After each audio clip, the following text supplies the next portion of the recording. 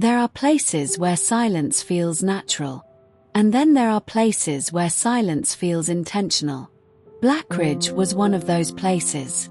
Tucked deep into a stretch of forest that rarely appeared on maps, the town sat at the end of a single road. No traffic, no reason to pass through, and very few reasons to stay.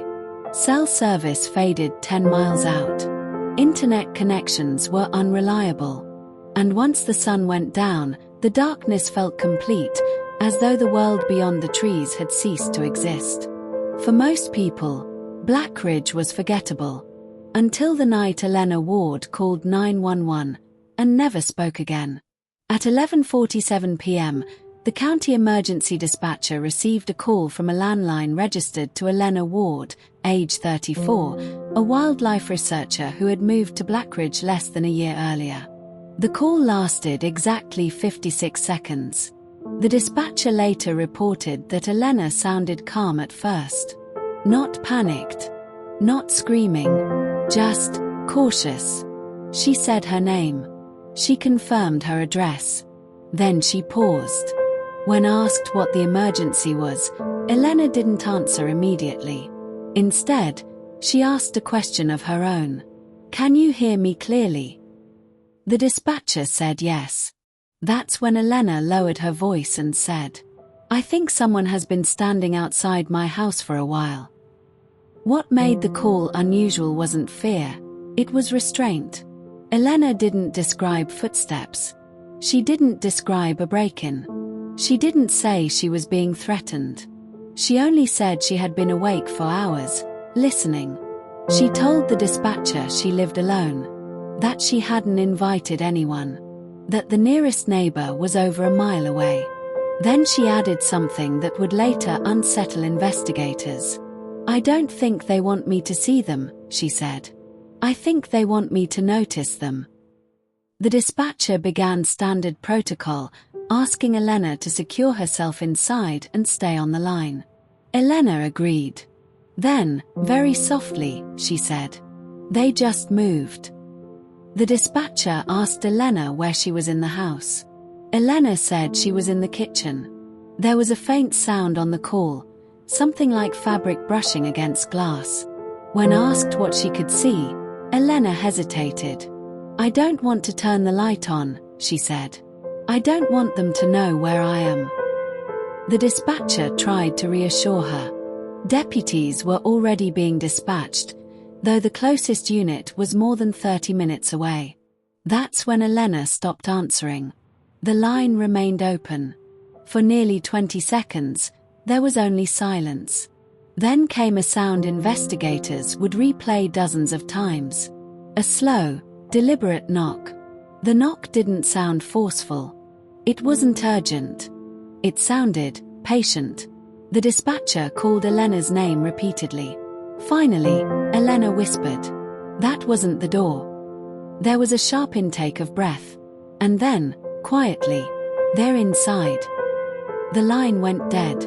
Deputies arrived at Elena Ward's home at 12:26 a.m.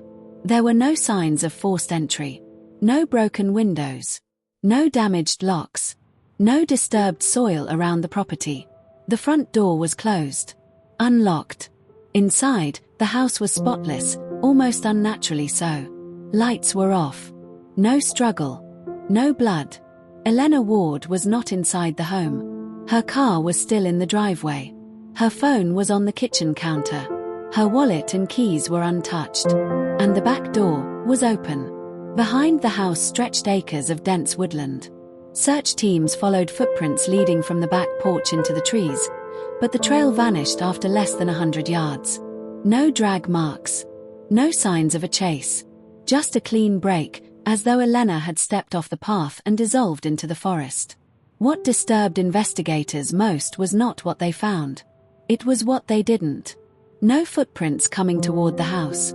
No footprints leaving, except Elena's. It was as if whoever she had heard had never touched the ground. Elena wasn't a drifter.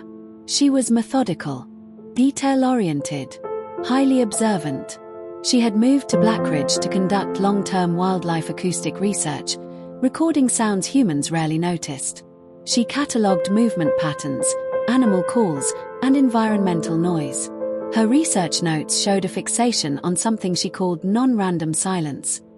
In one journal entry, written 2 weeks before her disappearance, Elena wrote, "There are gaps in the soundscape here that don't make sense. The forest goes quiet before something happens." Investigators initially dismissed it as academic language. Later, they wouldn't be so sure. When authorities questioned residents of Blackridge, they encountered something unusual. No one claimed to have seen anything. No one heard anything. And no one seemed surprised. One neighbor, when asked about Elena, said, "She was asking too many questions about the woods." Another said, "People who listen too closely don't last long here."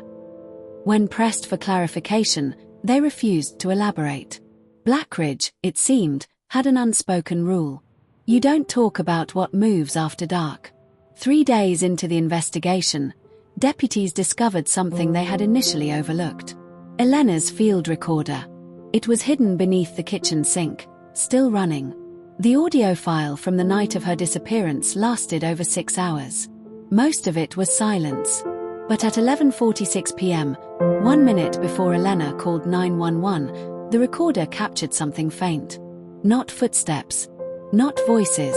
A low, rhythmic sound. Almost like breathing. But not human. When audio specialists enhanced the recording, they noticed something else. The sound didn't come from outside the house. It came from inside. From multiple locations. At the same time. And layered beneath it was a second sound. Elena's voice, barely audible, whispering a sentence she never spoke on the emergency call. "They've been here longer than I have."